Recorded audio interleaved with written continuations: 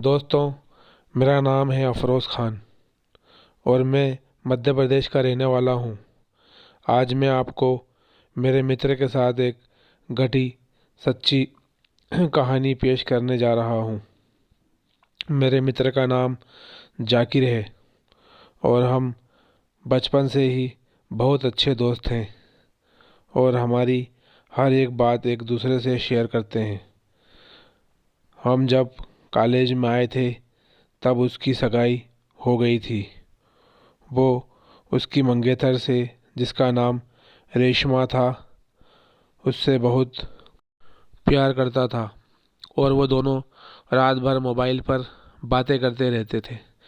एक दिन की बात है, उसने मुझे बताया कि वो उसकी मंगेतर से रात को बात कर रहा था। जाकिर ने उसकी मंगेतर को मिलने के लिए बोला तो उसकी मंगेतर बदली हुई आवाज़ में बोली, तू ज़्यादा मत बोल वरना तेरे को वहीं दफन कर दूंगी। जाकिर एक बार तो ये सुनकर चौंक गया और फिर सोचा वो शायद मजाक कर रही होगी। फिर जाकिर भी उसको मजाक में बोला, क्या कर लेगी तू मेरा, देखते हैं। तो वो फिर बोली, आज रात देख तेरे साथ क्या होता है। यह कहकर उसने मोबाइल रख दिया। अगली सुबह जब जाकिर मुझसे मिला तो वो अपनी आप बीती बताने लगा। उसने मुझे रात को फ़ोन वाली बात बताई और उस रात उसके साथ जो हुआ तो वो बताया। उसने बताया कि रात को 2-3 बजे के आसपास अचानक उसकी नींद खुली और उसके सामने एक सफ़ेद लंबी दाढ़ी वाला आदमी बैठा था। वो बोलने लगा, ले आ गया मैं, अब देख तेरे साथ क्या होता है। उसने जाकिर के गले के को पकड़ लिया।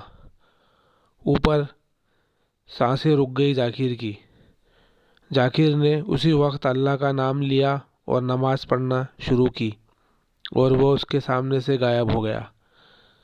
मुझे उसकी बात सुनकर बड़ा अचंभा हुआ कि ऐसा कैसे हो सकता है। उसके अगले ही दिन जाकिर ने फिर अपनी मंगेतर से मोबाइल पर बात की और बोला, कल रात तुम मुझे क्या अनाप शनाप बोल रही थी। उसकी मंगेतर ने कहा, ऐसा कैसे हो सकता है, जबकि कल तो मैंने फ़ोन ही नहीं किया था। ये सुनकर जाकिर के रोंगटे खड़े हो गए और उसने तुरंत फ़ोन काट दिया।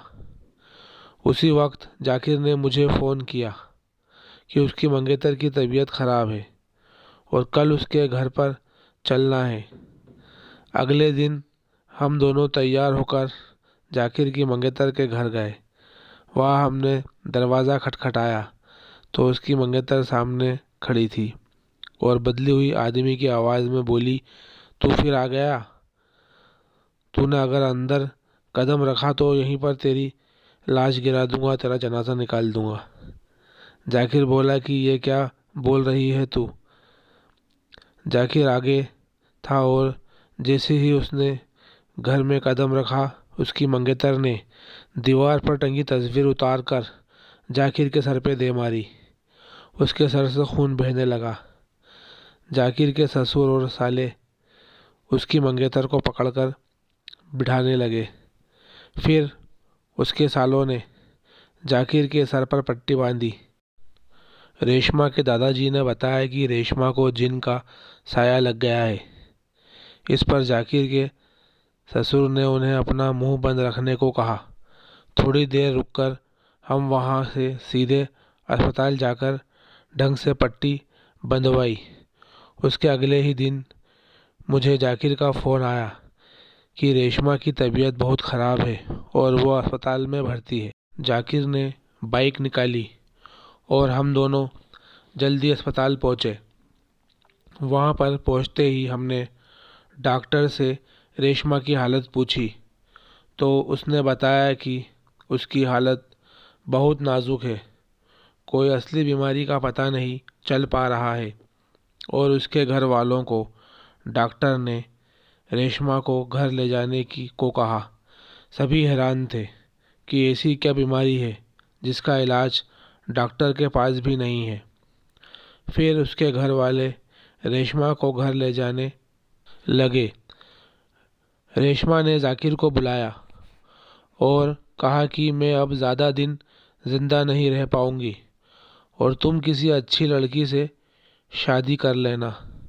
ये सुनकर जाकिर की आंखों में आंसू आ गए और बोलने लगा कि मैं तुम्हें मरने नहीं दूंगा।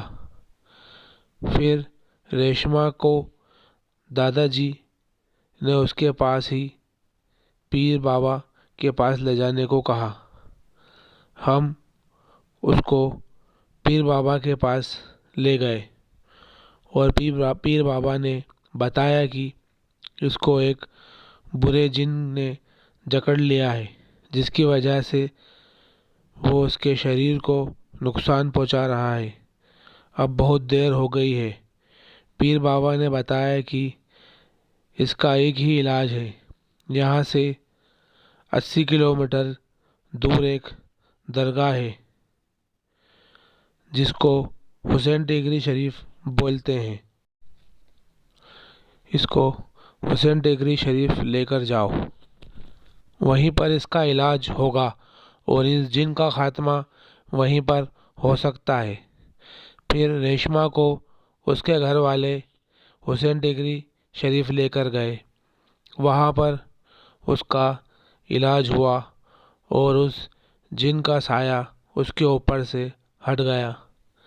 अब रेशमा ठीक हो गई है और उसकी शादी जाकिर के साथ हो गई और वह दोनों हंसी खुशी रहने लगे। दोस्तों, अगर आपको ये कहानी पसंद आई हो तो आप इस कहानी को लाइक ज़रूर करना और मेरे चैनल को सब्सक्राइब ज़रूर करना। मैं ऐसी ही कहानियाँ आपके लिए लेकर आता रहूँगा।